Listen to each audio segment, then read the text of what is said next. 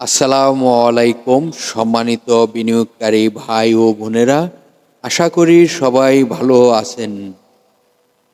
2024 সালের শুভেচ্ছা সকল বিনিয়োগকারী ভাই ও বোনেদেরকে।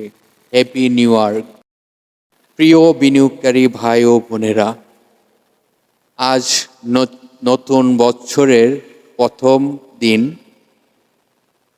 আপনাদের সাথে আলোচনা করিব। ইতিমধ্যে আপনারা আজকের ভিডিওর টপিকটি দেখতে পেরেছেন। নতুন বছরের বীজ হ্যাচারি স্টকটি কেমন হতে যাচ্ছে। তো বীজ হ্যাচারি স্টকটি নিয়ে আপনাদের সাথে খুবই গুরুত্বপূর্ণ আলোচনা করব। যে আলোচনাগুলো প্রতিটি বিনিয়োগকারী ভাই ও বোনেরা মনোযোগ দিয়ে শুনবার চেষ্টা করবেন। জানাবো এই স্টকটি এই বছর আমাদের জন্য কেমন হতে পারে।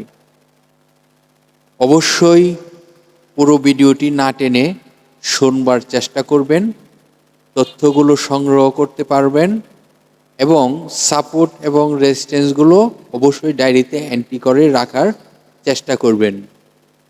স্টকটির সর্বপ্রথমে আপনাদেরকে বলবো ন্যাপটি দেখার জন্য। এই প্রতিষ্ঠানটির ন্যাপ রয়েছে 11 টাকা 2 পয়সা। কোম্পানিটির ন্যাপটি হলো পার শেয়ার সম্পদ মূল্য। কোম্পানিটি আপনারা জানেন বাংলাদেশ পুঁজিবাজারের তালিকাভুক্ত হয় 2002 সালে। এই কোম্পানিটি বর্তমানে মার্কেটে তার ক্যাটাগরি রয়েছে বি ক্যাটাগরিতে লেনদেন চলিতেছে। কোম্পানিটি আপনারা জানেন দীর্ঘ সময় লস করার পর এখন প্রফিটে আসছে। ফার্স্ট কোয়ার্টার তার ঘোষণা করা রয়েছে। ফার্স্ট কোয়ার্টারটি আপনারা জানেন প্রতি 3 মাস পর পর একটি করে কোয়ার্টার ঘোষণা করা হয়। ফার্স্ট কোয়ার্টারে তাদের আয় হয়েছে 44 পয়সা। এই কোম্পানিটি আপনারা জানেন লাস্ট ইয়ার 2% ক্যাশ ডিভিডেন্ড ঘোষণা করেছে। এই কোম্পানিটি আপনারা সকলেই অবগত রয়েছেন তার টোটাল শেয়ার সংখ্যা কত রয়েছে। তার টোটাল শেয়ার সংখ্যা রয়েছে 4,14,01,021টি। কোম্পানিটির পাবলিকের পার্সেন্টেজ কত রয়েছে সেটি এখন আপনাদেরকে বলার চেষ্টা করব। পাবলিকের পার্সেন্টেজ রয়েছে 51.69%। এটি প্রতি মাসে চেঞ্জ হওয়ার সম্ভাবনা থাকে। তো এখন জানাবো এই স্টকটি পাবলিকের শেয়ার সংখ্যা কত রয়েছে। 2,14,01,87টি রয়েছে পাবলিকের হাতে। তো আমি আগেই বলেছি আপনাদেরকে এটি প্রতি মাসে চেঞ্জ হওয়ার সম্ভাবনা থাকে। তো আপনাদের সাথে যে স্টকটি নিয়ে আলোচনা করে দিছি সেই স্টকটি হলো বীজ হ্যাচারি। বীজ হ্যাচারি স্টকটি নিয়ে আপনারা একটি পরিকল্পনা করতে পারেন, এই স্টকটি নিয়ে প্ল্যানিং তৈরি করতে পারেন। এই স্টকটি যেহেতু আপনারা জানেন তাদের পোনা উৎপাদন করে থাকে।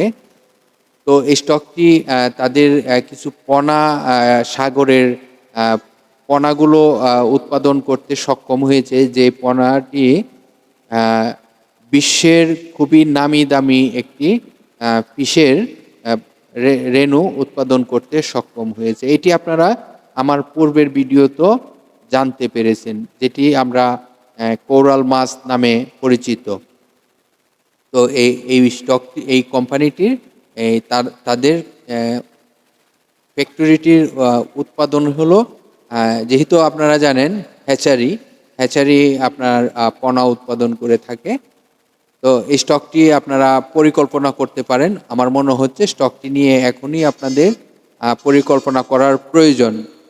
তো আপনাদেরকে পরবর্তী যে বিষয়গুলো জানানোর চেষ্টা করব সেই বিষয়গুলো এখন মনোযোগ দিয়ে শুনতে হবে।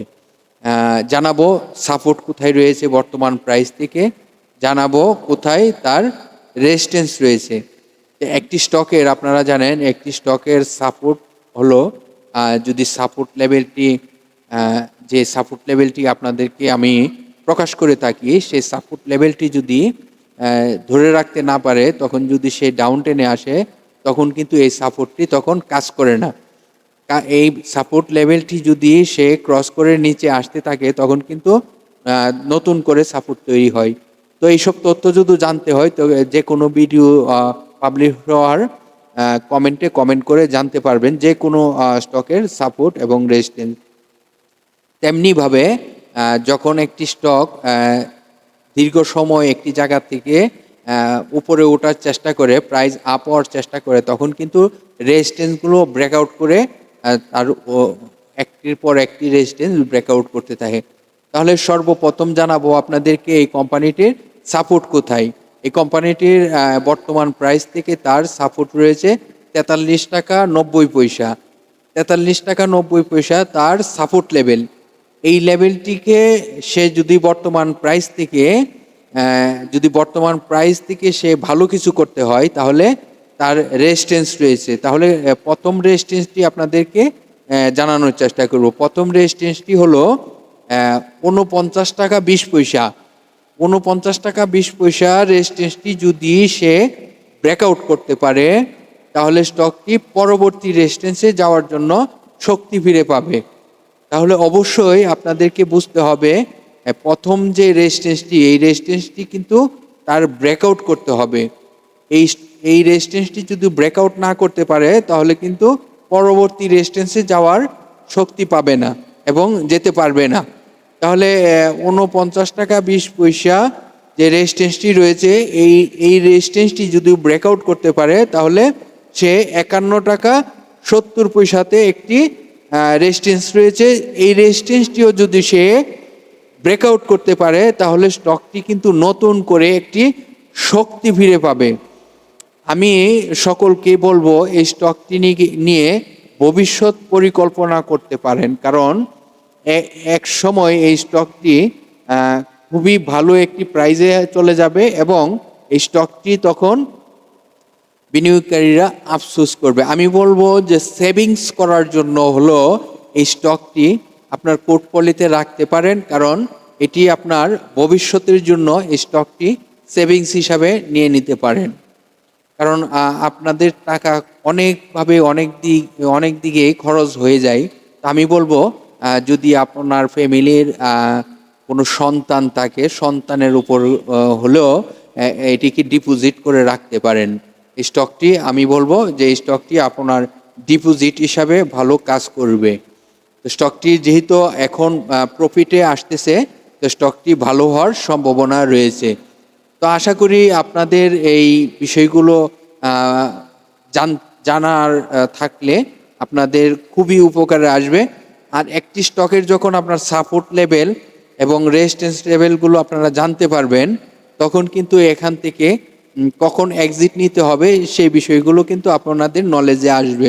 কারণ আপনি জানেন 49 টাকা 20 পয়সা একটি রেজিস্ট্যান্স রয়েছে। যদি এই রেজিস্ট্যান্সটি ব্রেকআউট না করতে পারে, তাহলে স্টকটি আবার ব্যাকে আসতে পারে। তাহলে আপনার কিন্তু কখন এক্সিট নিতে হবে এখান থেকে কিন্তু আপনার একটি সিদ্ধান্ত নিয়ে নিতে পারবেন।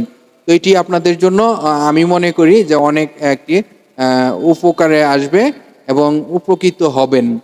তো ধন্যবাদ বিনিয়োগকারী ভাই বোনেদেরকে ধৈর্য সহকারে আমাদের ভিডিওটি দেখার জন্য অনেক অনেক ধন্যবাদ। বছরের প্রথম দিন আপনাদের সাথে আলোচনাগুলো করলাম।